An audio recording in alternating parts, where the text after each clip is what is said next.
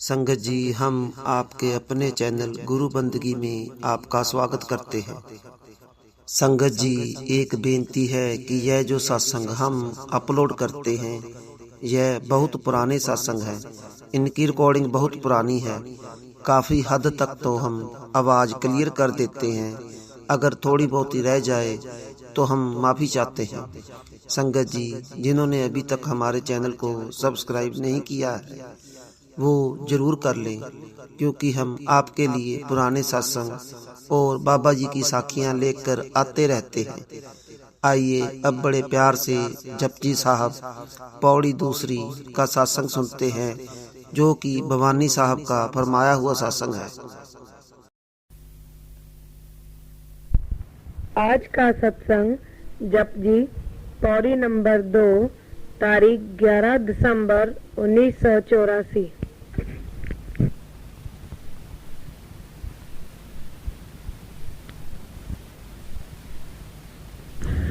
सत्संग जपजी साहब का शुरू होता है तो गुजरे हुए मंगलवार को पहली पौड़ी सोचे सोच न हो वही जे सोचे लखवार हुई थी। उसके आखिर में सिद्धों ने पूछा था या जग्यासु ने पूछा था कि हम सच्चा कैसे बने कि वह सचियाड़ा हो ये कि वह कूड़े टुट्टे पाल। हम कैसे सच बने। सच माना वो वाहगुरु अकाल पुरख, हम उसमें कैसे मिल जावें, उसमें कैसे रम जावें। तो जवाब आया था, हुक्म रजाई चलना नानक लिखिया नाल। तो मैंने थोड़ा वक्त जो बचा था गुजरे हुए मंगलवार को, तो हमने हुक्म, भाना, रजा उनका जिक्र किया था, क्योंकि वो विषय ऐसी है जो ग्रंथ साहब का कोई भी पेज हम खोलेंगे उसमें या भाना आएगा या हुक्म आएगा या रजा आएगी, जरूर आएगा। इस वास्ते इस चीज को मैं फिर दोहराता हूं ताकि मेरे दिमाग में भी बैठे और आपके दिमाग में भी बैठे। तो मालिक का जो भाना है इसको हम अंग्रेजी में गॉड्स विल कहते हैं, या वह जो उनको भावे, वह जो उनको पसंद आवे, वह जो उनको ठीक लगे, ये है भाना। तो उसको कहते हैं गॉड्स विल। अब हुक्म क्या है? डिवाइन लॉ या कॉस्मिक लॉ। लॉ यानी कानून, डिवाइन यानी ईश्वरी, इलाही, प्रभु का कानून, वो हो गया हुक्म। और उस हुक्म के आगे सिर झुकाना, उसको मंजूर करना, कबूल करना, इसको कहा जाता है रजा, यानी submission to that divine law. उस हुक्म के आगे सिर झुकाना वो रजा है। अब हमें बहुत दुनिया में दुख सुख आते हैं।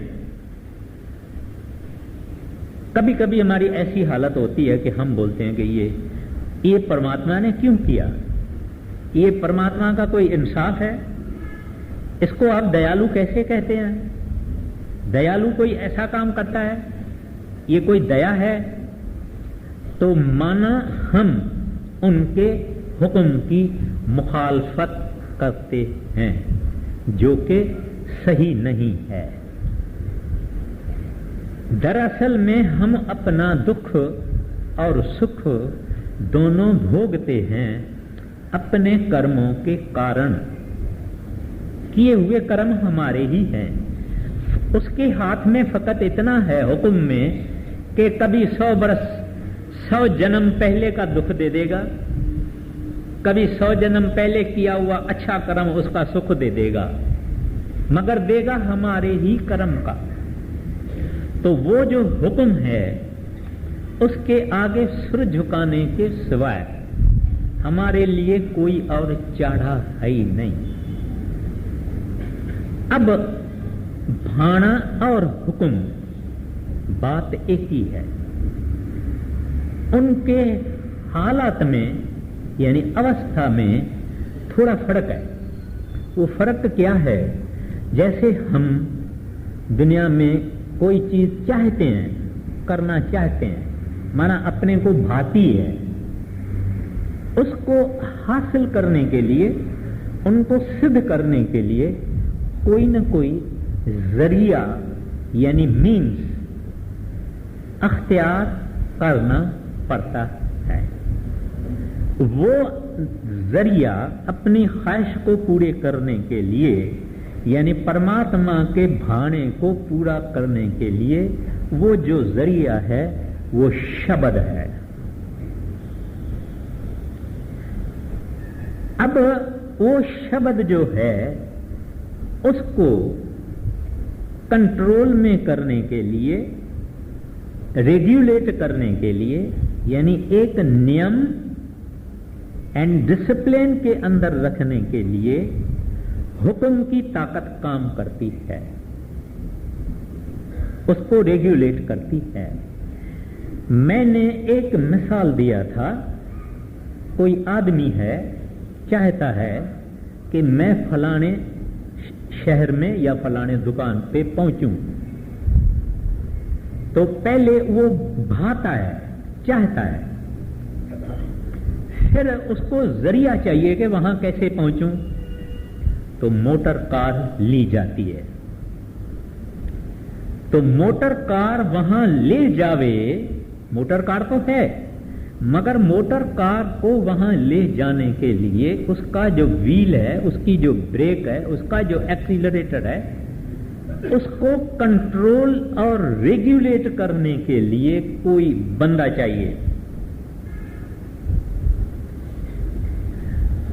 तो इस तरह से उस शब्द को नियम के अनुसार, अनुशासन के अनुसार चलाने के लिए, रेगुलेट करने के लिए वो हुक्म है।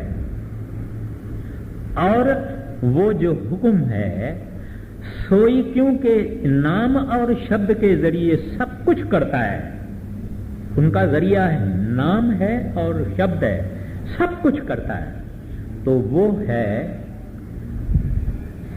कर्ता पुरुष। कर्ता पुरुष यानी सब कुछ करने वाला वही है। तो भाणे का हुक्म को अमल में लाने के लिए शब्द है, तो उसके भाणे और शब्द के बीच में जो लिंक है वो हुक्म है, वो ही सारी कारोबार चलाता है, वो ही अकाल पुरख है, वो ही कर्ता पुरख है। दरअसल में तीनों में कोई फर्क ही नहीं है, उनकी थोड़ी थोड़ी अवस्था में फर्क है।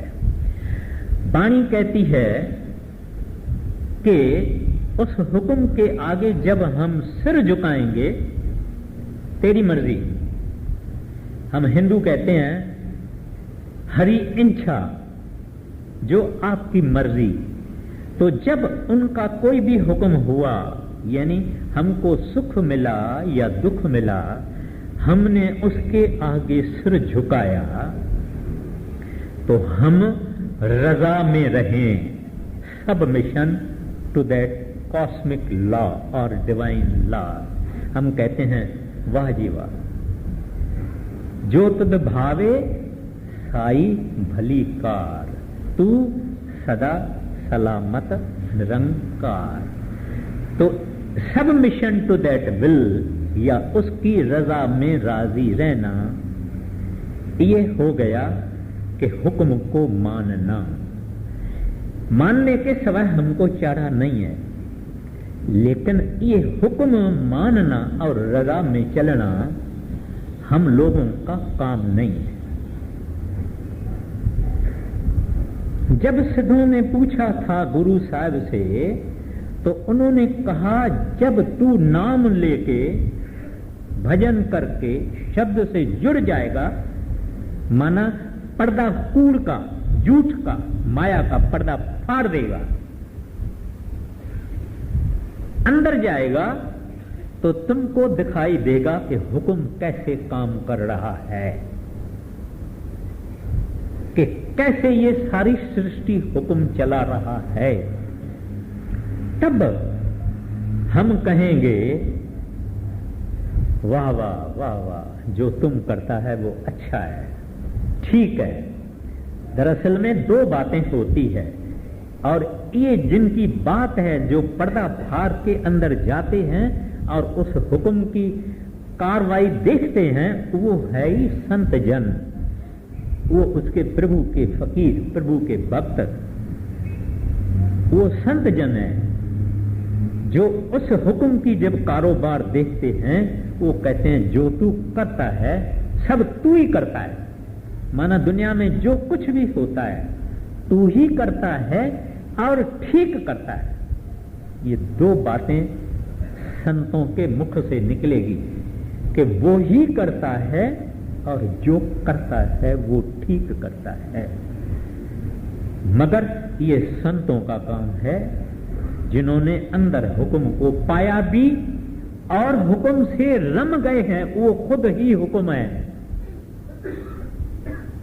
वो हुक्म है खुद। यानी मैं उस बात में अभी नहीं जाऊंगा, आगे शायद जाऊंगा।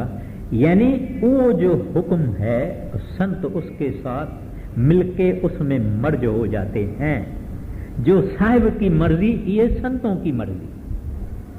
गुरु अर्जन साहब जी महाराज को एक उनका सेवक एक किश्ती में बिठा के ये ब्यास नदी जो है उधर से उधर ले जा रहा था, तो बड़ा एक तूफान आया।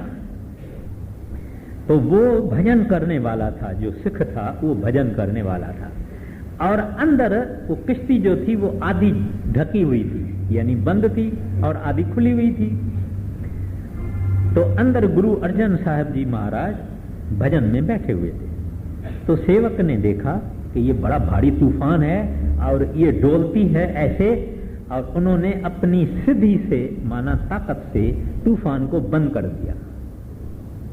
जब गुरु अर्जन साहब जी महाराज बाहर आए तो वो जो सेवक था उससे बात नहीं की, और सेवक आगे आना चाहा तो गुरु अर्जन साहब ने उसको पीछे दे दिया।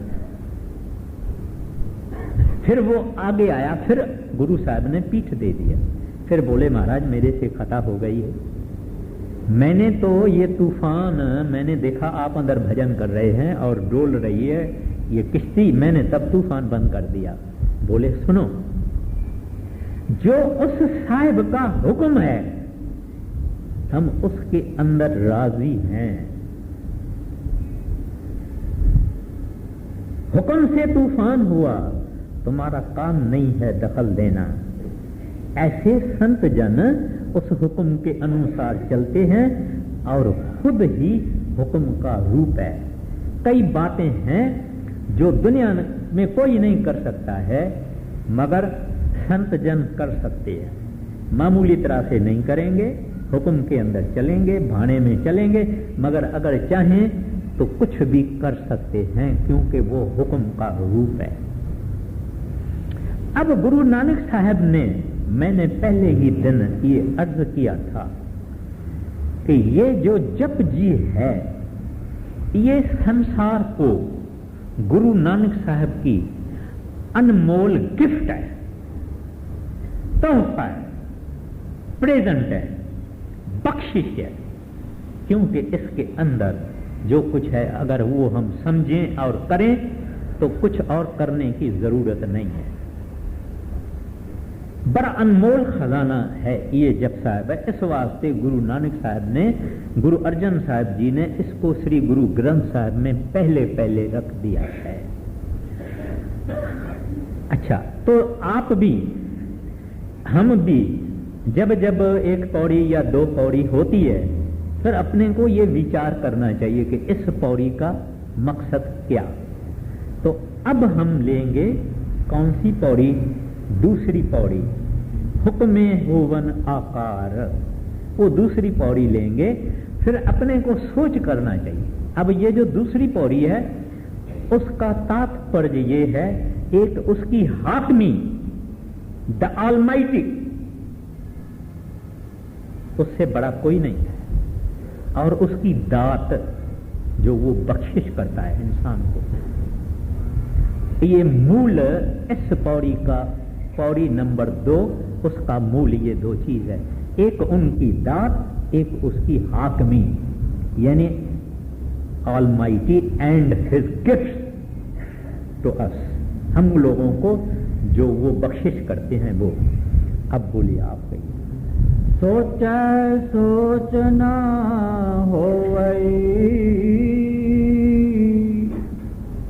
जे सोची लख बार, चुप चुप ना होवै, जे लाए रहा लेवतार, भुखिया भुख ना उतरी, जे बन्ना पुरिया पार, सहस सियाणपा लख होऐ, ता इक ना चलै नाल, केव सचियारा होइए, केव कूड़े टुटे पाल, हुक्म रजाई चलना, नानक लिखिया नाल, हुक्मी होवन आकार, हुक्म ना कहया जाई। अब ये सारा दुनिया, सारा संसार, सारी सृष्टि, इनको आकार है, यानी रूप है, यानी शक्ल है। This is the universe of form and colour. या रूप होगा या रंग होगा या दोनों होंगे। तो फरमाते हैं कि आप ऐसी कोई चीज बताओ जिसको रूप नहीं होवे या रंग नहीं होवे। अगर हम इस सृष्टि को देखें, पहले आकाश की तरफ देखें। आकाश में कितने तारे हैं, सितारे हैं, ग्रह हैं, उपग्रह हैं, गैलेक्सीज हैं, प्लैनेट्स हैं, पता नहीं क्या क्या है जो साइंसदानों को दिखाई दिया है, एस्ट्रोनॉमर्स को दिखाई दिया, वो कुछ भी नहीं, और है और है और है। कहते हैं इन सब को रूप है, इन सब को रंग है। फिर हम देखें समुद्र के अंदर मरीन लाइफ जिसको बोलते हैं, कितने किस्म की मछलियां आप देखते हैं और उनके क्या क्या रंग है, क्या क्या उनके रूप है, क्या क्या उनका चलना है। आप तारा वो पावर वाला एक्वेरियम है मरीन ड्राइव पर, वहां अंदर जाके देखिए, कोई हिसाब नहीं है। ऐसी ऐसी मच्छी, इतनी छोटी मच्छी से मगर तक इस समुद्र के अंदर क्या क्या है। ऐसी ऐसी चीजें हैं जो लगती पत्थर है लेकिन उसमें जान है, वो भी एक किस्म का समुद्री जीव है। बेशुमार ऐसी चीजें मरीन लाइफ समुद्र के अंदर है। कहते हैं ये भी उस हुक्म ने पैदा किया। आकाशीय मंडलों में जितने नक्षत्र है, ग्रह उपग्रह वगैरह वगैरह वगैरह है, ये भी हुक्म ने पैदा किया है।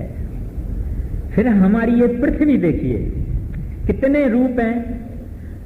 दो आदमी एक जैसे नहीं मिलेंगे, उनके कद देखिए, रंग देखिए, रूप देखिए।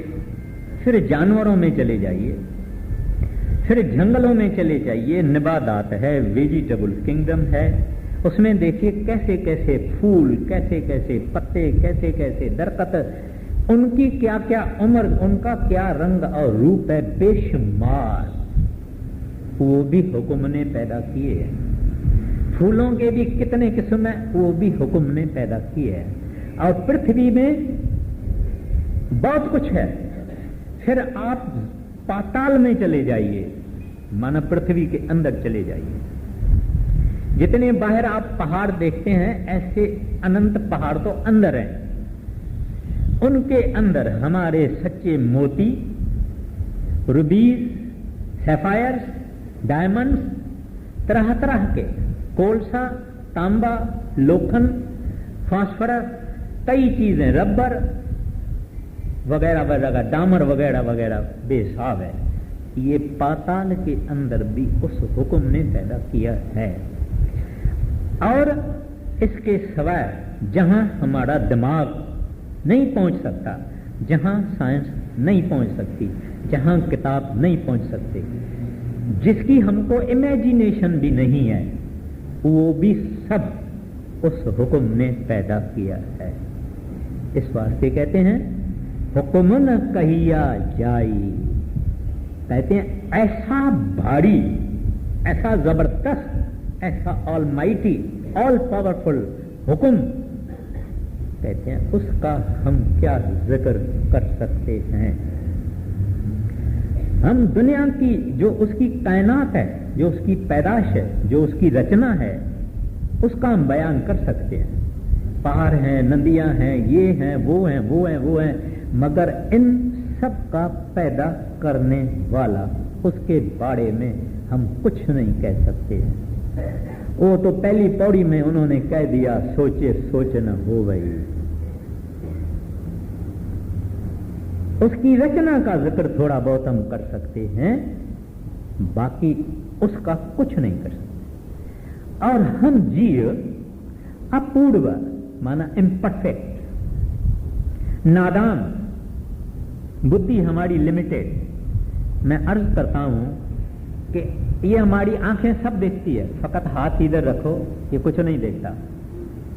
1 घंटे के बाद क्या होगा पता नहीं, आधा घंटे के बाद क्या होगा पता नहीं, 1 मिनट के बाद पता हो क्या होगा, कुछ पता नहीं। ऐसा नाकिस, नाचीज, इम्परफेक्ट इंसान उस मालिक का क्या जिक्र करेगा। ज्यादा से ज्यादा बोलेगा, तू सुल्तान कहा है मियां, तेरी कौन वडियाई। कहता प्रभु, वाहगुरु, अकाल पुरख, दाता, तू तो है सुल्तान, माना बादशाहों का बादशाह। हम आपको बोलते हैं मियां, कहते हैं हम आपकी क्या बड़ाई कर सकते हैं। तो इस वास्ते कहते हैं हुक्मी होवन आकार हुक्मन कहिया जाई। मैंने आपसे अर्ज भी एक अर्ज करना था।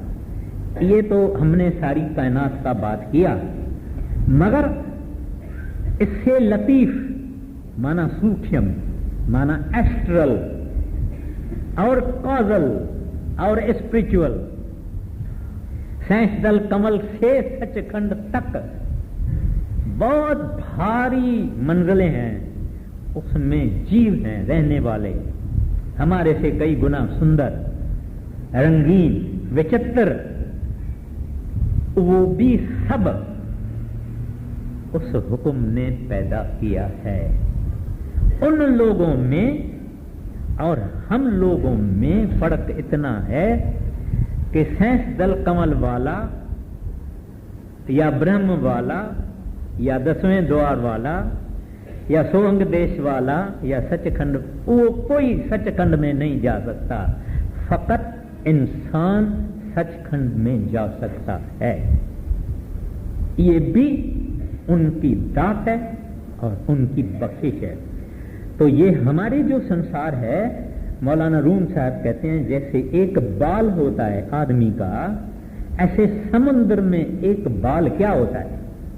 कहते हैं ये हमारी धरती एक बाल के बराबर भी नहीं है, इतनी उस वाहगुरु की कायनात है और रचना है। तो इस वास्ते कहते हैं कि हम उसका जिक्र नहीं कर सकते हैं, मैं उसका बयान नहीं कर सकता। इंसान एक मामूली चीज है, उसके अंदर में क्या है हम ये भी नहीं दे सकते हैं। एक इंसान बाहर से बड़ा प्रेम करता है, अंदर में पता नहीं उसको हमारे लिए क्या क्या है। तो कहते हैं इंसान के गहराइयों में भी एक इंसान नहीं जा सकता, उस साहिब की गहराई और उसके डायमेंशन, उसमें ये इंसान बेचारा क्या कर सकता है। इस वास्ते कहते हैं कि हुक्म न कहिया जाए, उसका बयान नहीं हो सकता। He is beyond description. आगे हुक्मी होवन आकार, हुक्म ना कहया जाई, हुक्मी होवन जिया, हुक्म मिला वड्याई। कहते हैं उनके हुक्म से इस इंसान के अंदर चैतन काम कर रहा है। जी यानी लाइफ। कहते हैं उसके हुक्म से सब जितने भी चीजें चर हैं इसके अंदर जी आया, लाइफ आई और ये चेतना हो गया। कहते हैं उसके हुक्म से। और कहते हैं अगर उसकी किसके ऊपर रहमत होवे, बख्शिश होवे, मेहरबानी होवे तो क्या होगा? कहते हैं हुक्म मिले वड्याई, यानी वो इस संसार में बख्शिश हासिल करके भजन सिमरन करके गुरु उसको मिल जाता है और वो भजन सिमरन करके कमाई करके वह गुरु को मिल सकता है, लेकिन उसके हुक्म के बाहर नहीं। आप जो भी दुनिया में जिक्र कर सकते हैं किसी चीज का और आप कहें कि ये हुक्म में नहीं है, ऐसी चीज मिलेगी नहीं, ऐसा जीव मिलेगा नहीं। सब कुछ उस हुक्म के अंदर ही है। तो कहते हैं हुक्म में होवन जीव। कहते हैं लाइफ फोर्सेस जितने भी हैं, आप एक बीज थोड़ा सा जमीन में डाल दीजिए, ये कितना भारी दरख्त होता है, उसके अंदर वो जीव यानी चेतन वो कहां से आया? कहते हैं उस हुक्म से ही आया। हुक्म मिले वड्याई। कहते हैं कि उसके हुक्म से ही इंसान को सतगुरु मिलता है, नाम मिलता है, भजन सिमरन करता है, तब वो बख्शिश हासिल करके मालिक के पास पहुंच सकता है। आगे हुक्मे होवन जिया, हुक्म मिले वड्याई, हुक्मी उत्तम नीच, हुक्म लिख दुख सुख पाया। अब कहते हैं आप इस दुनिया में कई लोग देखते हैं जो कि उत्तम है, श्रेष्ठ है, ऊंचे है, बुद्धिमान है, अक्लमंद है, खूबसूरत है, पैसे वाले भी हैं। कहते हैं ये भी हुक्म के कारण है। कहते हैं फिर आप नीच लोग देखते हैं जिनको टटी पेशाब उठाना पड़ता है, कचरे के डब्बों से वो खाना निकाल निकाल के खाते हैं, जूठा जो लोग बाहर फेंक देते हैं उसको उठा उठा के खाते हैं, कुत्तों के मुंह से छीन के वो लोग खाते हैं। उनको स्नान करने के लिए 12 महीना भी पानी नहीं मिलता है। बरसात जब होती है तो फुटपाथ से उठ के भाग के कहीं कोने में जाके छुप जाते हैं और क्या क्या कहा जाए इस संसार के लिए उसका कोई हिसाब नहीं, लेकिन कहते हैं वो भी उस हुक्म के कारण है। नीचता का कोई अंत नहीं है, लेकिन थोड़ा सा मैंने 2-3 बातों का जिक्र किया कि कहां कहां तक एक इंसान गिरा हुआ होता है, और उत्तम जब होता है तो कहां कहां तक समझो एक गांव, एक शहर का, एक देश का राजा बन जाता है, महाराजा बन जाता है। क्या होता है, उसके पांव के नीचे भी मखमल है, इधर जावे तो मखमल है, इधर जावे तो मखमल है, ऐसे करवे तो 100 सैकड़ों नौकर आ जाते हैं। मतलब हर तरह से उत्तम है। कहते हैं ये भी उस हुक्म ने पैदा किया। फिर कहते हैं हुक्म में लख दुख सुख पाइए। कहते हैं आप कई लोगों को खुशहाल देखते हैं, शाहूकारी घर में पैदा हो गए, पढ़ने के लिए किताब है, पेन है, फाउंटेन पेन है, टीचर है, ट्यूशन है, ये है, वो है, दुनिया में जो मांगते हैं वो मिलता है, कुछ कोई चीज की खास जरूरत नहीं है, खुशहाल है। हमारे से कोई पूछता है हाउ आर यू, हम बोलते हैं फाइन। क्या सब कुछ है, सब कुछ मालिक ने दी, कोई खास लोड़ नहीं है, कोई जरूरत नहीं है, शुक्र है। ये खुशहाल हैं। और कुछ लोग हैं जो बदहाल हैं, जो दोपहर को खाते हैं, रात को नहीं खाते, सुबह को खाते हैं तो दोपहर को नहीं खाते हैं। कहाँ से आएगा, कब आएगा, आएगा या नहीं आएगा उसका कोई पता नहीं, लेकिन कहते हैं ये भी उस हुक्म से ही होता है। आगे हुक्मे उत्तम नीच, हुक्म लिख दुख सुख पाइया, एक ना हुक्मी बख्शीस, एक हुक्मी सदा पाइया। कहते हैं अगर उसकी मर्जी हो, उस हुक्म की खुशी हो, रजा हो, मौज हो, तो कहते हैं कि एक आदमी के अंदर अपने को जानने की इच्छा पैदा करके, हम दुनिया में आम तरह से क्या जानते हैं, फलानी इंडस्ट्री कैसे है, इस चीज की फार्मूला क्या है, ये कैसा है, वो कैसा है। हम संसार और संसार की कई चीजें जानना चाहते हैं, सीक्रेट जानना चाहते हैं, मगर कहते हैं जब वो चाहते हैं हुक्म, इसके अंदर में एक चिंगारी लगा देता है। मैं कौन हूं, वो पहले से अपने से पूछता है कि मैं कौन हूं, कहां से आया हूं। देखिए गौतम बुद्ध, उनके सामने एक बूढ़ा करीब 90 बरस का झुका हुआ नजर नहीं ऐसे जा रहा है। गौतम बुद्ध देखता है, वजीर से पूछता है, ऐ वजीर ये कौन है? कहता ये इंसान है। कहता ये इंसान है? कहते हाँ, जैसे हम इंसान है ऐसे ये भी इंसान है। फिर ये ऐसा क्यों हो गया है? क्योंकि बूढ़ा था, 90 बरस का, झुका हुआ था, गोल, आहिस्ता आहिस्ता चलता था। बोलते हैं जब इंसान बूढ़ा होता है तब ऐसा ही होता है। तो बोले फिर मेरा भी यही हाल होगा? वजीर ने कहा हाँ। बस इतना काफी था। उसके हृदय के अंदर चिंगारी लग गई। उसने सोचा मेरा भी ये हाल होगा, यानी मृत्यु होगा, बूढ़ा होऊंगा।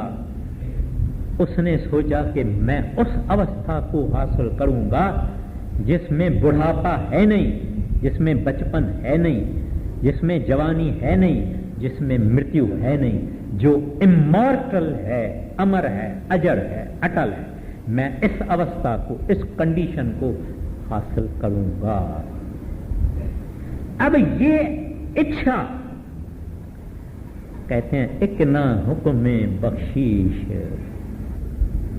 इच्छा भी वही पैदा करता है, हम कुछ नहीं कर सकते। जब इच्छा पैदा करता है तो बस ये मतवाला हो जाता है, उस चीज के पीछे पड़ता है। तो कहते हैं जब इच्छा पैदा करती वो ढूंढने लगा, ढूंढ के उस साहब को पाया।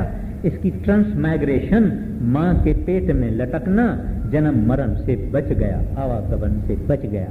किसने किया? हुक्म। फिर कहते हैं अगर उसका हुक्म नहीं, एक हुक्म में सदा भवाइए। कहते हैं भटकता रहे, भटकता रहे, भटकता रहे, दुनिया भटकता रहे, पैसे के पीछे, माया के पीछे, इल्म के पीछे, इस आर्ट के पीछे, इस साइंस के पीछे भटकता रहता। प्रभु कभी याद भी नहीं आया, वाहगुरु कभी याद भी नहीं आया, गोविंद कभी याद भी नहीं आया। अगर चाहे तो पहुंचा देवे, ना तो इस तरह से भटकाता है। और आप और हम इस तरह से भटकते रहे हैं। इस जन्म में हुक्म की बख्शिश हो गई, पूरे संत मिल गए, पूरी नाम की बख्शिश हो गई। अब अपना काम है कि हम कोशिश करके जल्दी अज जल्द उस वाहगुरु के पास पहुंचने की कोशिश करें। आगे एक ना हुक्मी बख्शीस, एक हुक्मी सदा पवाइया। हुक्म अंदर सबको, बाहर हुक्म ना कोई। कहते हैं सब कुछ उसके अंदर है, वो रचना करने वाला है, वो शुरू में था, वो है, वो आज में रहेगा। बाइबल भी ऐसा ही कहता है कि in the beginning was the word, माना हुक्म। कहते हैं शुरू में हुक्म था, और and the word was with God. कहता है हुक्म साहिब के साथ था। And the word was God. कहते हैं वो हुक्म ही साहिब है, कर्ता पुरख है, अकाल पुरख है। फिर फरमाते हैं आखिर में, कहते हैं all things were made by him, without him was not anything made. कहते हैं सब सृष्टि, सब चीजें, सामान उस हुक्म ने पैदा किया। कोई ऐसी चीज नहीं जिसको उस हुक्म ने पैदा नहीं किया या बनाया नहीं। ये बात 2000 बरस पहले बाइबल में आई, जीसस क्राइस्ट ने कही। ये बात गुरु नानक साहब जी महाराज ने आज से कुछ 500 बरस पहले कही, क्योंकि संतों की तालीम एक ही होती है। हजरत मोहम्मद साहब ने भी कुरान मुकद्दस के अंदर कहा है, कुन फी कुन, बी एंड इट बिकेम। बन जाओ और बन गया। वो हुक्म था जिसने बनाया। तो कहते हैं कि सब कुछ उसने बनाया, ऐसी कोई चीज है ही नहीं जो उसी ने नहीं बनाई। और वो हुक्म खुद रब है, वो हुक्म खुद हरि है। अपन जो सोचते हैं वो हुक्म देखता है, अपन जो बोलते हैं वो हुक्म सुनता है। हम जो प्रभु को याद करते हैं तो हुक्म को याद करते हैं, वो खुश होते हैं। जब हम दुनिया के तरफ देखते हैं वो खुश नहीं होते हैं। कहते हैं हम तो इनको बख्शिश करना चाहते हैं, लेकिन हमारे तरफ देखता ही नहीं है। इस वास्ते उन्होंने क्या कह दिया कि हुक्म में अंदर सबको, बाहर हुक्मन को। आगे हुक्म अंदर सबको, बाहर हुक्म ना कोई। नानक हुक्म जे बुझै, ता हम कह ना कोई। कहते हैं अगर ये इंसान इस हुक्म को समझे, पहचाने, इसके साथ अपने को जोड़ देवे, इसमें रम जावे, हाँ मैं कहे न कोई। कहते हैं ये आदमी फिर मां और मेरी कहेगा ही नहीं, सोचेगा ही नहीं। अब हमें क्या चीज है? एक मशीन का पुर्जा।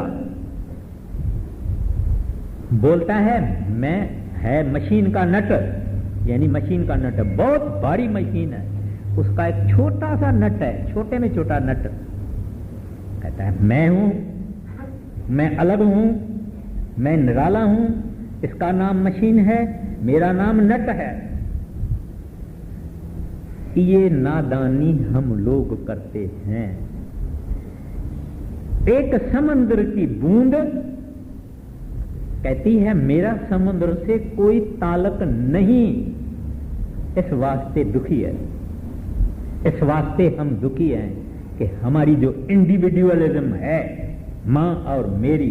कई लोग ये पूछते हैं महाराज जी से, कहते हैं हजूर जब हम सचखंड जाएंगे वो हमारापन जो है वो तो खत्म हो जाएगा।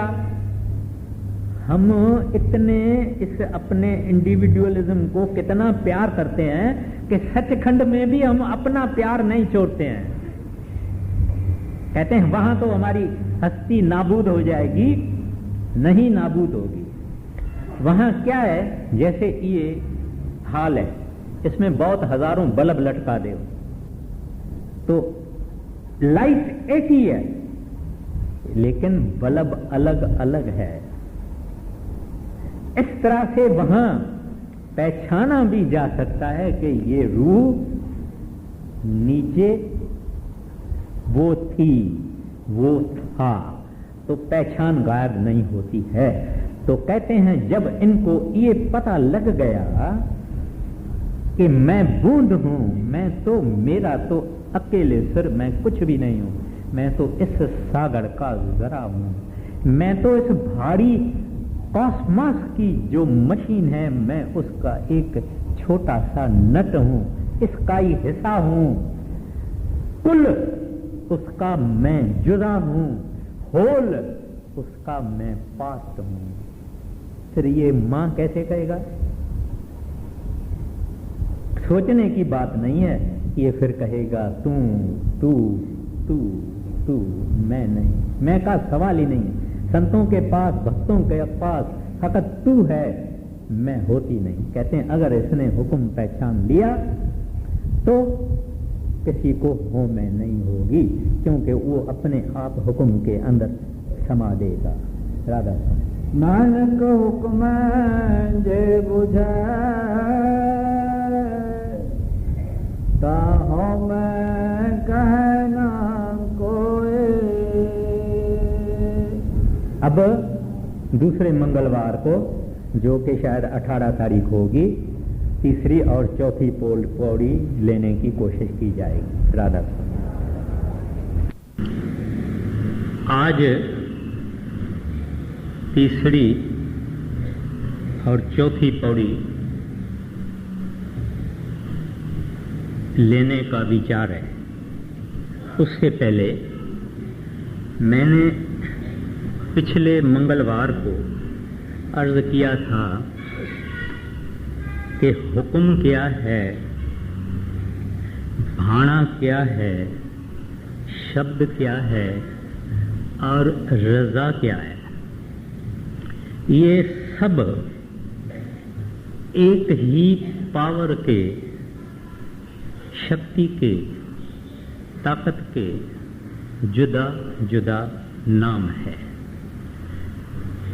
कोई उसका पहलू एक काम करता है, पहलू यानी एस्पेक्ट यानी अवस्था, कोई उसका पहलू और काम करता है, कोई उसका पहलू और काम करता है। गुरु नानक साहब जी महाराज ने और संतों ने उसको कई नाम दिए हैं, और एक एक नाम देने का कोई न कोई वजह है या सबब है। अब उनको हुक्म उस वास्ते कहते हैं क्योंकि सब उनके अंडर है, सब कुछ उनके मातहत है, इस वास्ते उनको हुक्म कहा जाता है। फिर उसको सच्चे इस वास्ते कहा है, या सत्य इस वास्ते कहा है क्योंकि वो अजड़ है, अमर है, अटल है, लाफना है, शक्ति एक ही है। और फिर उसको अमृत क्यों कहा है? इस वास्ते कि जो उसको चखेगा तो भी अमर हो जाएगा, इमॉर्टल हो जाएगा, लाफना हो जाएगा। उसके बाद उनको कीर्तन कहा है। इस वास्ते कीर्तन कहा है क्योंकि वह बहुत मधुर है, बहुत सुरीला है, बहुत इंटॉक्सिकेटिंग है, मस्त करने वाला है।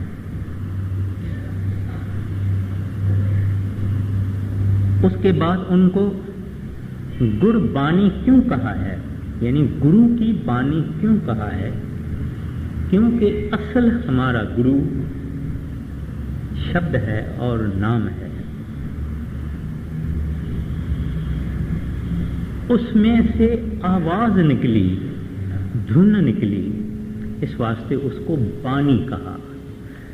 हिंदू ऋषियों ने, मुनियों ने उसको आकाशवाणी कहा, नाद कहा वगैरह। पारसी संतों ने उसको सरोश कहा, मुसलमानों ने उनको कलमा कहा। ताकत एक ही है। और नाम इस वास्ते कहा क्योंकि वो सत नाम ही सच्चा नाम है। उस पावर का नाम नाम ही है, इस वास्ते उसको नाम कहा गया। अब शब्द इस वास्ते कहा गया क्योंकि उस परमात्मा वह गुरु अकाल पुरख के अंदर आवाज है, इस वास्ते उनको शब्द कहा है। तो इसमें कुछ यानी घबराने की कोई जरूरत नहीं है। चाहे भाणा हम कहें, चाहे हुक्म कहें, चाहे शब्द कहें, चाहे नाम कहें, चाहे रजा कहें, या हिज विल और हिज ऑर्डिनेंस, ये सब कुछ एक ही पावर है। उसके जुदा जुदा शक्तियां हैं और ताकतें हैं और पहलू हैं और अवस्थाएं हैं। ये बात तो हो गई। अब अपन पौड़ी लेते हैं। वो पौड़ी है कि परमात्मा क्या है। दुनिया ने उसके बारे में बहुत कुछ जानने की कोशिश की है, गाने की कोशिश की है, जिक्र करने की कोशिश की है, कथन करने की कोशिश की है, कथाएं की है, बहुत कुछ किया है। तो इस पौड़ी में गुरु नानक साहब जी महाराज ने बड़े अत्यंत सुंदर और अनमोल तरीके से बताया है कि वो परमात्मा बयान से बाहर है। He is beyond description, he is beyond language। वो कैसे कहते हैं अभी वाणी में आएगा। गावे को ताना होवे किससे ताना, गावे को दात जाना निशाना। अब कहते हैं तान जो लफ्ज है इसकी माना है ताकत, शक्ति, पावर। कहते हैं उसकी शक्ति, उसका पावर। कौन गा सकेगा? किस में ऐसी शक्ति है, ऐसा पावर है जो उसकी शक्ति को गा सके, बता सके, बयान कर सके। गावे को तान, चाहे तो बोलते हैं उसका तान यानी जिक्र, उसकी ताकत, उसकी शक्ति, उसका पावर। कौन गाएगा? किसको ताकत है उस ताकत का जिक्र करेगा। या कहते हैं कि कुछ लोग उनकी निशानियां बताते हैं। क्या कहते हैं कि वो रहीम है, करीम है, मेहरबान है, ऑलमाइटी है, शक्तिवान है, बख्शंद है, मेहरबान है। कहते हैं ये भी कौन जिक्र करेगा कि वो कितना मेहरबान है, कितना मेहरबान है, कितना दयालु है, कितना बख्शंद है। सिंधी में एक महात्मा है, उसने कहा है अघ्यो काओ कच माणकन मोट थी। कहते हैं कांच के टुकड़े उसके दरबार में मंजूर हुए, माणक और मोती मंजूर नहीं हुए। अभी ऐसा प्रभु, ऐसा वह गुरु, ऐसा वो गोविंद, उसका बयान या निशान कौन कह सकता है? आगे गावे को गुण वड्याया चार, गावे को विद्या विक्रम विचार। कहते हैं उसके गुण, उसकी महिमा, गुण वड्याई आचार, उसको मिला के कहते हैं वड्याई विचार है, वड्याई और आचार। कहने का मतलब ये है कि हमारे अंदर कोई भी ऐसा नहीं है जो उसकी महिमा गा सके या जो उसके गुण बता सके। ज्यादा से ज्यादा क्या कहेगा? बहुत बड़ा है, बहुत पावरफुल है, बहुत दयालु है, बहुत प्रकाशवान है, बहुत ऐसा है, बहुत ऐसा है, मगर और कुछ नहीं कह सकेगा। और फिर फरमाते हैं गावे को विद्या विक्रम विचार। कहते हैं उसका नॉलेज और उसका ज्ञान, सोच करना भी कठिन है। हम बोलते हैं ना, अरे भाई सिर में दर्द होता है, तू क्या सोच रहा है? कहते हैं जिसका विचार करना ही कठिन है। जितने वेद, जितने शास्त्र, जितने ग्रंथ, जितनी फिलॉसफिया या फैलसूफी है, इन्होंने सब परमात्मा का बयान करने की कोशिश की है। आखिर में वेदों ने कहा नेति नेति नेति, यानी he is beyond that, he is beyond that. इससे भी और है, इससे भी और है, इससे भी और है। कहते हैं जिसका सोच करना ही मुश्किल है, उसके बारे में कहते ये इंसान बेचारा क्या गाएगा, क्या बयान करेगा? आगे गावे को साज करे तन के, गावे को जियल फिर देव। बच्चा होता है जब मां के पेट में, इसको बनाया किसने? बना तो मां और बाप के रज वीरज से, पानी के बूंद से, लेकिन इसको ऐसा किसने बनाया? किसको ताकत है? क्या आंखें हैं जो शीशे की बनी हुई है, ये भी मां के पेट में बना? क्या इनके बाल है? क्या ये अंदर में कैमरा रखी हुई है, जो चीज देखे उसका अंदर फोटो बन जाता है? कैसे हमारे नाखून है, कैसे हमारे पांव है, कितना ये इंसान भागता है, कितना दौड़ता है, क्या क्या ये करता है।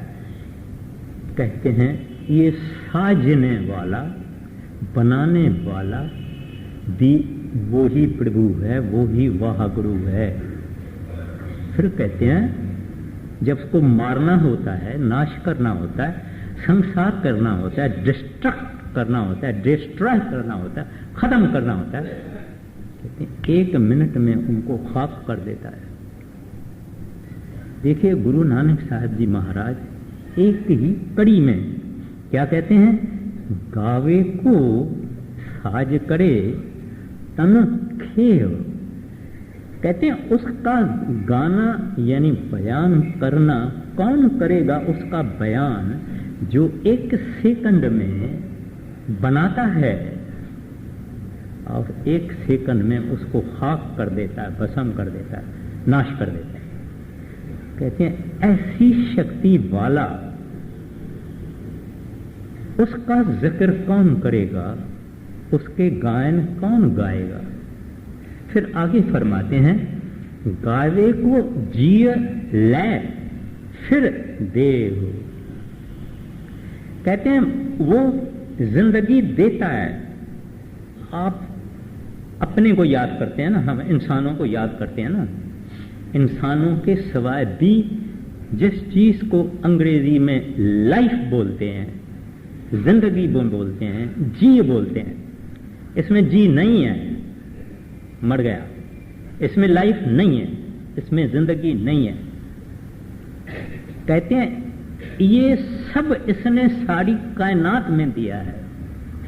आप एक बीज धरती में डालिए, वो बीज कैसे निकलता है, छोटे से बड़ा होता है, किस किस्म के पत्ते हैं, क्या क्या उसके रंग हैं, किस किस किस्म के पत्ते हैं, पत्तों का भी एक नमूना नहीं है। तरह तरह तरह तरह के पत्ते हैं, तरह तरह के दरख्त हैं। तो कहते हैं कि ये ही जान डालने वाला है हर एक चीज में। सारा संसार चल रहा है, खड़ा नहीं है, सारा संसार चल रहा है। कहते हैं ये जान डालने वाला, लाइफ डालने वाला, जिंदगी डालने वाला भी यही प्रभु है, वह गुरु अकाल पुरख है। फिर कहते हैं ले फिर देह। कहते हैं ये ही जब इंसान मरता है तब इनको किसको क्या जूनी देता है, किसको क्या जूनी देता है, किसको क्या देता है, किसको क्या देता है, किसको क्या देता है। मनुष्य भी देवे, कोई और जून भी दे देवे, कोई पता नहीं। गधा, घोड़ा, कई किस्म के जानवर हैं, 84 लाख जूनियां हैं। इनसे कोई भी जून देना भी इसके हाथ में है। तो गुरु नानक साहब जी महाराज कहते हैं इतना महाबली, इतना बलराज, इतना माइटी, कहते हैं उसका जिक्र कौन करेगा। ये इंसान बेचारा, उसका बयान क्या करेगा, उसका वृतांत क्या करेगा। आगे दूजी बारी को एक दफा पहला कह के फिर कहो। गाव को साज कर तन खेव, गाव को जियल फिर देव, गाव को जाप दिस दूर, गाव को वेख आदरा दूर। जब इंसान उस प्रभु का विचार करता है, इमेजिन करता है कि कैसा होगा, क्या होगा, कहता है नहीं भाई नहीं, दूर है, बहुत दूर है, हमारे समझ से बाहर है, बहुत दूर है। इतनी दुनिया पैदा हुई, किसी ने उसको प्राप्त नहीं किया। कहते हैं बहुत दूर है, फॉर अवे, फॉर अवे, हमारे समझ से बाहर है, क्योंकि दूर है। जो उसके प्रेमी हैं, जो उसके आशिक हैं, जो उनके भक्त हैं, जो उनको चाहते हैं, जिनके हृदय में उनके लिए प्यास है, तशनगी है, थर्स्ट है, वो कहते हैं ये तो हादरा हदूर है। कहते हैं ये तो नजदीक से नजदीक है। हमारे मुसलमान कहते हैं ये शाहरग है, ये जिसको सुखमना नाड़ी गुरु नानक साहब जी कहते हैं इतने भी दूर है, इससे भी नजदीक है। गावे को जापे दिससे दूर, कहते हैं दूर है। फिर कहते हैं गावे को वेखें, देखते हैं, हादरा हदूर, वो जो प्रभु के प्यारे हैं, संत हैं, भगत हैं, कहते हैं वो तो हाजरा हजूर है, दूर होने का क्या सवाल है। जुदा जुदा अवस्थाएं हैं उस प्रभु की, जुदा जुदा शक्तियां उस वागुरु की, जुदा जुदा गुणवाद उस हरि का। गुरु नानक साहब जी महाराज सुंदर भाषा में छोटी छोटी कड़ियों में इतना कुछ भर देते हैं जैसे एक लोटे में सागर भर दिया। क्या कहते हैं? गावे को जापे। जापे का क्या मतलब है? सोच करना, विचार करना, कहाँ है तलाश करना। कहते हैं दिशा दूर। फिर कहते हैं जो तलाश करके उसको पा चुके हैं वो कहते हैं हादरा हजूर। कहते हैं सांस से भी वो नजदीक है। आगे गावे को जप दिशा दूर, गावे को वेख आदरा दूर, कथना कति न आवे टोट, कथ कथ कति कोटि कोट कोट। कैसे हैं उस सर्वशक्तिमान प्रभु को ये इंसान बेचारा निर्बल, जिसमें कोई बल नहीं, शक्ति नहीं, ताकत नहीं, तुच्छ। पहले उन्होंने कहा जो एक क्षण में मार देता है, राख कर देता है, वो जिसको ये एक क्षण में राख कर देता है, सो वो इसका कैसे विचार करेगा, इसकी कथ कैसे कथेगा? वो इन्फिनिट है, अहद है।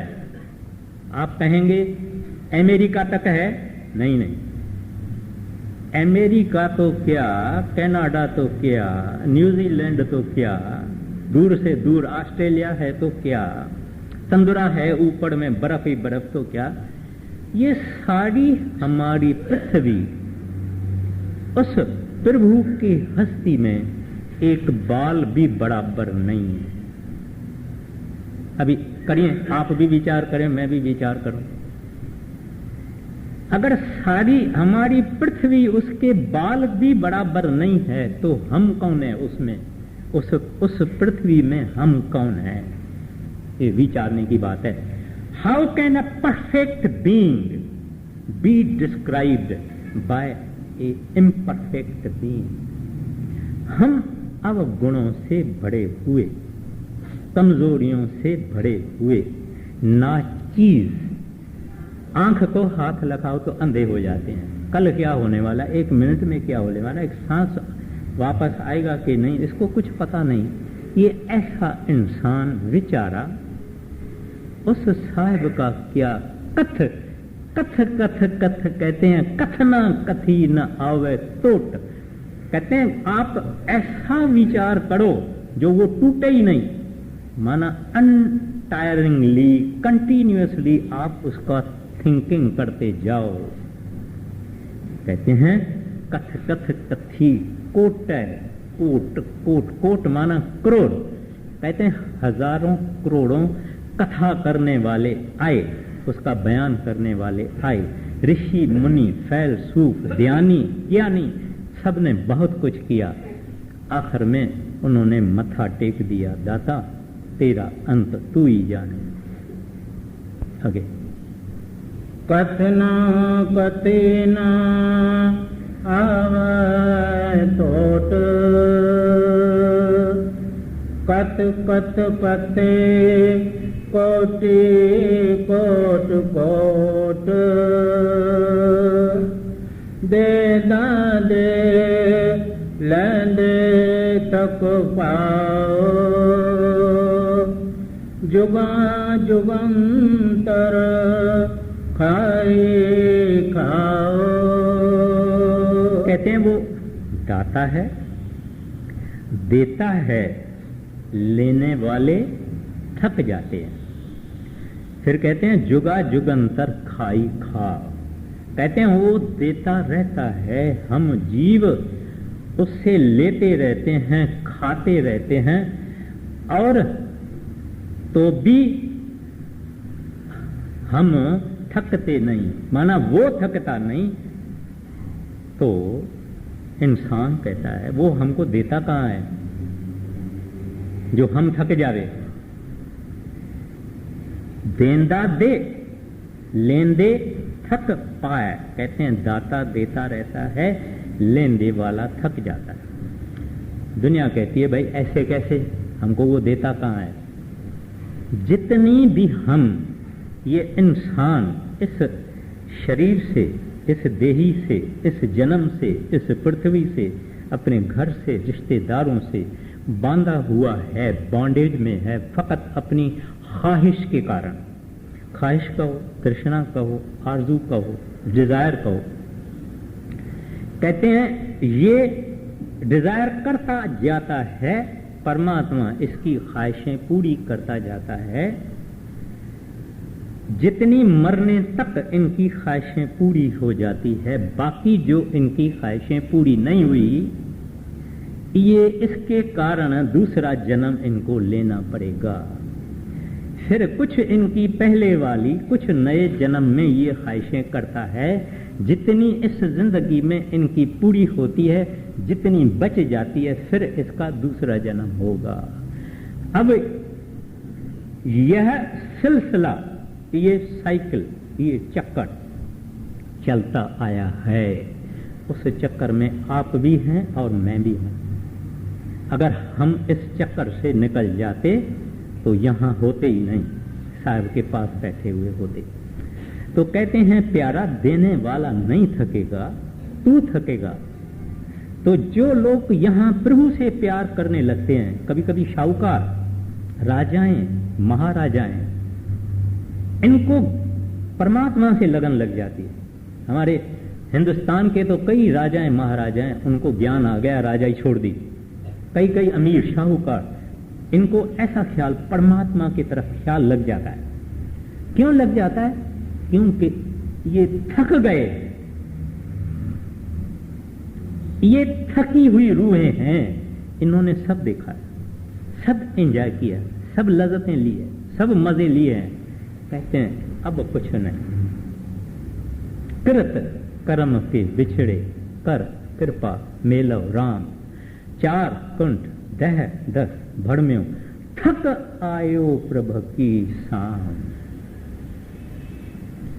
अभी हम नहीं थके। किसी से कोई अरे अपना अपना विचार कर ले, वे हम थके हैं? नहीं थके, ना थकेंगे। कैसे थकेंगे वो बाद में आएगा। लेकिन वो क्या फरमाते हैं? कहते हैं दाता देता है, लेने वाला थक जाता है।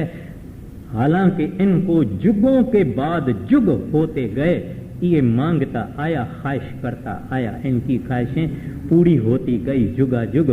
फिर भी दाता देता है। ये कभी न कभी थकेगा, ये बात अलग है, लेकिन आम तरह से ये थकता नहीं है। आगे देंदा दे लेंदे थक पाओ,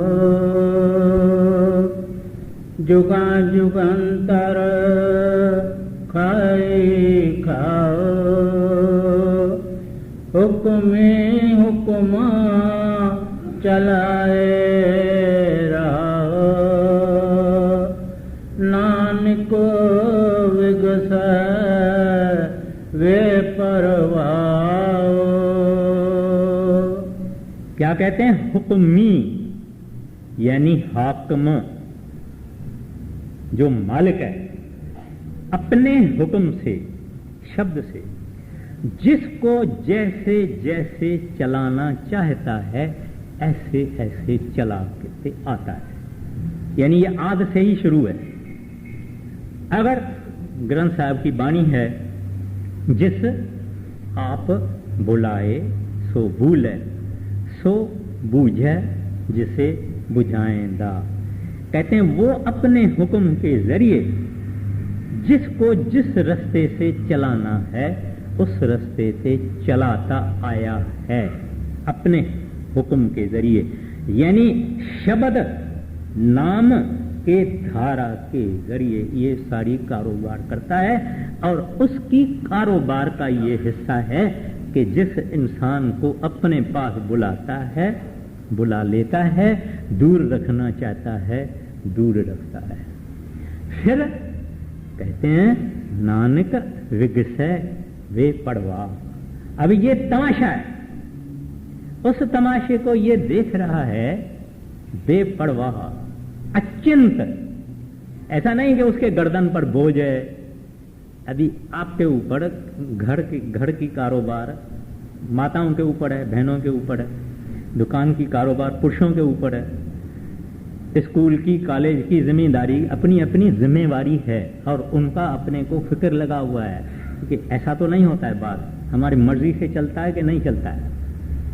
परमात्मा का क्या हाल है, उसने ऐसी सिस्टम बना के रखी है कि वो खुश रहता है, आनंदित रहता है, क्योंकि स्वरूप उसका आनंद है। अचिंत रहता है, कोई चिंता नहीं है, कोई फिक्र नहीं। वो हमारे अंदर में बैठा है, हमारे को जगाने की कोशिश करता है, सदा सदा जगाता है, जगाने की कोशिश करता है। अगर हम नहीं जागते हैं तो वो नाराज नहीं होता है, वो अंदर आना चाहता है हमारे घर में। अगर हम दरवाजा बंद करते हैं वो चला जाता है, लेकिन उसको नाराजगी नहीं होती है। सूरज, आपके घर की बाड़ियां और दरवाजे अगर खुले छोड़ो, सूरज अंदर आएगा, मगर आप बाड़ी या दरवाजा बंद कर देंगे, सूरज बाहर ही रहेगा। जब खोलोगे तब अंदर आएगा, बंद करोगे तो बाहर ही रहेगा। ऐसे वो प्रभु, वह गुरु हमारे अंदर है, हमको जगाता है। ना जागते हैं तो भी राजी है, अचिंत है, बेफिक्र है, उसको कोई किस्म की चिंता नहीं है, बेपरवाह बादशाह, खुश है। यानी यही एक जो विषय है वो ही बहुत बड़ी है, लेकिन टाइम नहीं है कि परमात्मा क्या है, कैसे हमको जगाता है। हम उसको अपने को जगाने को ही नहीं देते हैं। जब संत सतगुरु बन के आता है तब क्या करता है, अपने को वो जगाने की कोशिश करता है। कितने जागते हैं वो अलग विषय है, मतलब वो विगत है, यानी खुश है, बेपरवाह है। हम आंखें खोले या न खोलें, कारोबार बराबर चलेगी, कारोबार में कोई कमी नहीं। लड़ाइयां लगे, जंग लगती है, खून रेजी होती है, खुशियां हैं, शादमाने होते हैं, वो अचिंत है और बेपरवाह है। दूसरी पौड़ी, साचा साहेब सच नाम, बाख्या भाव अपार, आख मंग देव देव, दात कर दातार, फेरक अग रखिया, जित दस दरबार, मोक बोलना बोलिया, जित सुन दर प्यार। बस अब उस परमात्मा का जिक्र करते हैं, क्योंकि सिद्धों ने या जिज्ञासु ने पूछा कि परमात्मा का आप हमको ज्यादा बताइए और ज्यादा उनका हमको हाल बताइए। तो गुरु नानक साहब जी फरमाते हैं, साचा साहेब, कहते हैं वो स्वामी, वो प्रभु, वो हरि, वो गोविंद साचा है। साचा है माना अमर है, अजर है, अटल है, आद सच है, जुगाद सच है भी सच है, ला फना है, इटर्नल है, एवर लास्टिंग है, कहते हैं। और उसका नाम भी ला फना है। हम प्रभु को कुछ भी नाम दे दे, करतार भी हम उसको कहते हैं, दातार भी हम उसको कहते हैं, कुछ भी कहते हैं, बख्शंद भी कहते हैं, मेहरबान भी कहते हैं, लेकिन उसका असल नाम है सत। सत ये उसका जाती नाम है, क्योंकि वो ऐसा ही है, सत्य है, था, है और रहेगा। मुसलमान इसको कहते हैं हक। हक तो कहते हैं ऐसा है मेरा वाहगुरु, ऐसा है मेरा हरि। कहते हैं और उसको सिद्ध पूछते हैं और उसको हम क्या नाम दे सकते हैं? तो महाराज जी फरमाते हैं बाख्या भाव अपार। कहते हैं वो अनंत प्रेम है, बेअंत प्यार है, बेअंत भाव है, इन्फिनिट लव। कहते हैं आप उसको इस नाम से पुकार सकते हैं, क्योंकि वो जो शब्द धारा है, जो नाम की धारा है, उसमें कशिश है। आत्माएं इनसे निकली, काल के पास गई, कोई मौज थी, लेकिन ये वापस चाहता है। ये प्रभु वाहगुरु परमात्मा इन अपने रूहों को, अपनी आत्माओं को वापस चाहता है। और उनका इस वास्ते जो शब्द रूप है, जो नाम रूप है, वो खींचने वाला है। मैग्नेट आपको मालूम है, मकनातीस, चकमक बोलते हैं सिंधी में, ऐसे मकनातीसी उसको पावर है। लेकिन उस पावर के दायरे के अंदर हम जाते नहीं हैं, हम काल के और मन के दायरे के अंदर बैठे हुए हैं। तो कहते हैं वो जो प्रभु है वो अपनी शब्द धारा में बेअंत, उसमें कशिश है, क्योंकि उसमें प्यार है। जहां प्यार है वहां कशिश है। हमको सतगुरु सुंदर क्यों लगता है, खूबसूरत क्यों लगता है? क्यों हम चाहते हैं उसको फिर देखें, फिर देखें, थोड़ा सा उधर से देखें, दूर से देखें, मगर उसको देखें। क्यों? क्योंकि वो खुद इश्क है, खुद प्रेम है, और हमारे अंदर जो आत्मा बैठी है वो भी प्रेम है। ये दोनों असल में एक है। तो वो आत्मा इनके ऊपर से जब पर्दा हटेगा खींची जाएगी। दूसरा ये है पावर है, प्रेम में बहुत पावर है। जो आपको प्रेम करेगा आप उसके तरफ खींचे जाएंगे और उसका कहना मानेंगे, क्योंकि प्रेम में पावर है। और वो प्रेम देता है, लेता नहीं है। प्रेमी से आप पूछो, वो लेने के लिए आया नहीं, बोलता है प्रेमी जो मैं करता हूं इतना काफी है। The love is its own pride. कहते हैं हम बस प्रेम करने में ही खुश हैं, प्रभु हमको और कुछ नहीं चाहिए, कोई दुनिया की चीज नहीं चाहिए, कुछ नहीं चाहिए। आप स्वर्गों में चलेंगे, आप हैं हमारे लिए वो सचखंड है।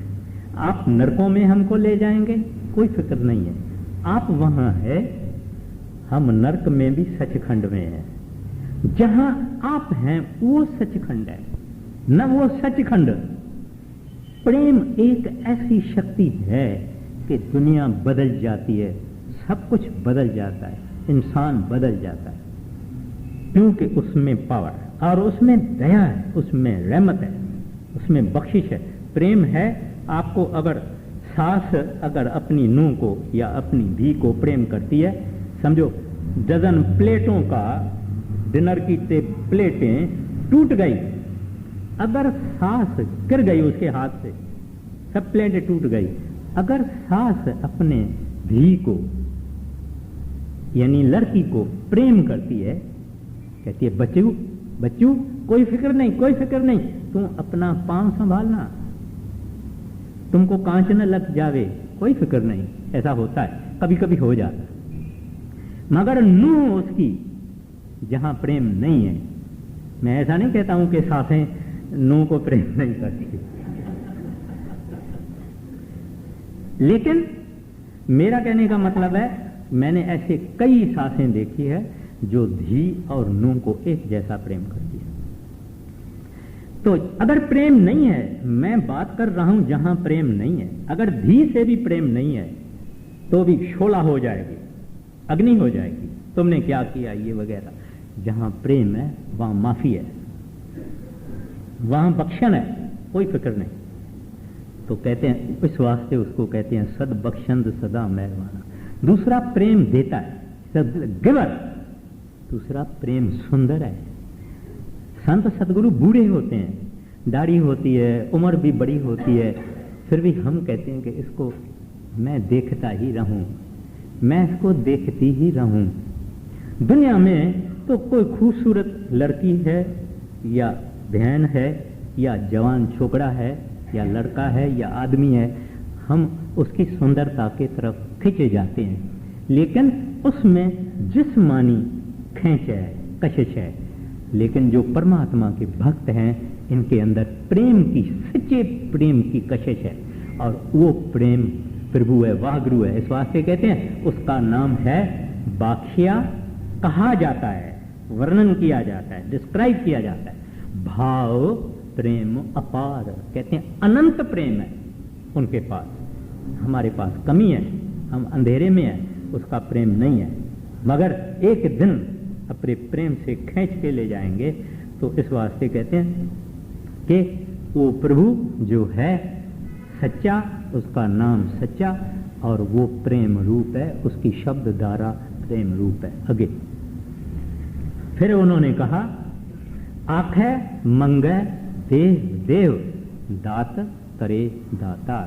कहते हैं सारी दुनिया ख्वाहिशें करती आती है। छोटा बच्चा भी कहता है मुझे खिलौना होना चाहिए, वो मेरे पड़ोसी के पास है ना जो खिलौना, वो मेरे पास होना चाहिए, हमारे पास ऐसा होना चाहिए। बच्चे से बूढ़े तक ख्वाहिश करता है, चाहता है, चाहता है, मांगता है, मांगता है, मांगता है, मांगता है। कहते हैं वो भी देता है, देता है, देता है, लेकिन पहले उन्होंने फरमाया वो देगे देगे नहीं थकेगा, हम लेगे लेगे और थक जाएंगे। फिर कहते हैं दात करे दातार, कहते हैं जुगों से देता आया, उसका काम ही देना। मैं कहता हूं उस प्रभु को हमने ना पहचाना, ना समझा, ना उसके नजदीक गए, वरना सिर झुका के संत सदगुरुओं के चरणों में हमको कहना चाहिए दाता हमारे पास क्या है जो हम आपको अर्पण करें, हम आपकी शुक्र अदाई कैसे करें, क्योंकि जो कुछ है आपने दिया हुआ है। हम गाय को खाना दे सकते हैं, पत्थर का देवता उसके आगे फूल रख सकते हैं, मगर ये तो सब देने वाला ही वो है, हम उसके आगे क्या रखें, उसका आगे जिक्र आता है। फिर पूछते हैं, कौन पूछते हैं? सिद्ध या जग्यासु पूछता है, फेरक आगे रखिए जिस दिशे दरबार। कहते हैं उस प्रभु ने जिसने हमारी इतनी ख्वाहिशें पूरी की, सब कुछ हमको बख्शा, कहते हैं उसके आगे उनके चरणों में हम क्या भेंट रखें, उसके चरणों में हम कौन सी प्रेजेंट रखें, गिफ्ट रखें, क्या चीज रखें उसके चरणों में, ताकि दिशा दरबार, हम उसके दरबार में अंदर जाने के काबिल होवे, हमको अंदर जाने का दरवाजा खुले। हम पापियों के लिए तो दरवाजा बंद है ना, हालांकि उसका दरवाजा कभी बंद हुआ ही नहीं, उसका दरवाजा हमेशा खाली है। लेकिन कहता है हाउ टू गेट एंट्री, हम उस प्रभु को क्या देवें जिस कारण हम उसके दरबार में अंदर कदम रख सकें। फिर आगे कहते हैं मोहक बोलन बोलिए जित सुन धरे प्यार। कहते हैं हम मुंह से क्या बोलें, कौन सी भाषा बोलें, कौन से वचन बोलें, कौन से लफ्ज बोलें, कौन से अक्षर बोलें, ताकि उनको पसंद आवे, वो खुश होवे। How to win his love. कहते हैं ना, देखो इसने कैसे सुंदर लफ्ज कह दिए। कभी बच्चा अपने को, हमारा ही बच्चा या भाई या कोई भी सुंदर लफ्ज कह देता है। किसी, समझो महाराज जी किसी से पूछता है, किसी बच्चे से पूछता है तुमको कौन सी चीज चाहिए, तो महाराज जी को कहते हैं आप। उसने बड़े सुंदर लफ्ज कहे, कोई कुछ मांगेगा, कोई कुछ मांगेगा, मगर इस बच्चे ने कहा आप। तो हम कहते हैं ये वचन हमको बहुत पसंद आए। कहते हैं हम इस तरह से कौन सी बात कहें, कौन से वचन उनके चरणों में कहें, ताकि उसका प्यार हमको मिले, हम उसके प्यार के काबिल बने और लायक बने। पूछते हैं, यानी सिद्ध पूछते हैं, जिज्ञासु पूछते हैं। इसका गुरु नानक साहब जी महाराज जवाब देते हैं। हेरक अगर रखिए जित दिशा दरबार, मोक बोला बोलिया जित सुंदर प्यार, अमृत वेला सच नाम वड्याई विचार। अब मैं फकत अभी ये कहूँगा, नहीं तो ज़्यादा टाइम हो जाएगा, फिर दूसरे बारी ये उठाएंगे।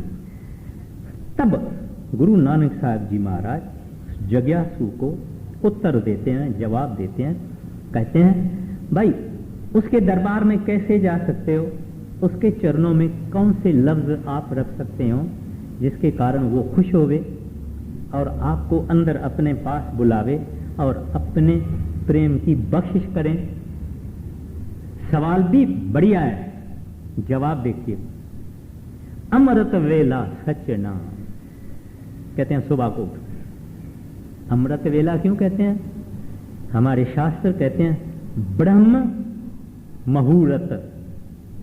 गुरु नानक साहब जी कहते हैं अमृत वेला, क्योंकि उस वक्त एक अजीब शांति संसार में होती है। आप कहेंगे वो शांति अजीब कैसे है? सब आदमी सोए हुए हैं। महाराज श्री कृष्ण गीता में फरमाते हैं कि जब रात होती है प्रभु के प्यारे जागते हैं और उसके नाम का जप करते हैं।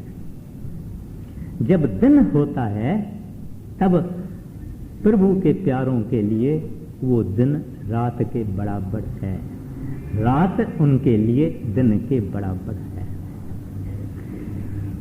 एक फकीर कहता है, फरीद साहब कहते हैं, फरीदा रात खथूड़ी यानी खस्तूरी, रात खथूड़ी बंडिए सुतियां मिले न भाव, जिन्ना नैनन नींद रावली तिना मिले कुआव।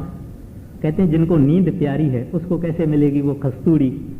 तो वो टाइम है कि हमारा यानी बाकी सारे संसार का मन सोया हुआ है, हम सबका मन एक है, उसको कॉस्मिक माइंड कहते हैं। फिर जो हमारे अंदर है वो इंडिविजुअल माइंड है। तो जब वो सब सो जाते हैं, मन सो जाते हैं, तो इस वायुमंडल के अंदर एक किस्म की शांति है।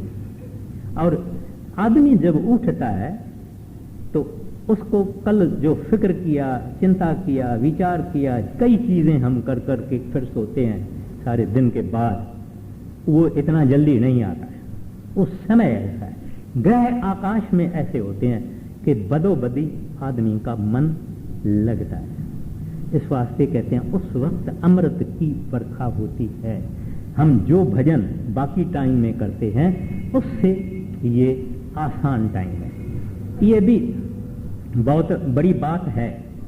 तो उस समय में क्यों हमको उठना चाहिए और क्यों गुरु नानक साहब जी महाराज ने वो अमृत वेला कहते हैं सच नाम, उस सच्चे नाम का जिक्र करो और फिक्र करो और मन उसके साथ लगाओ।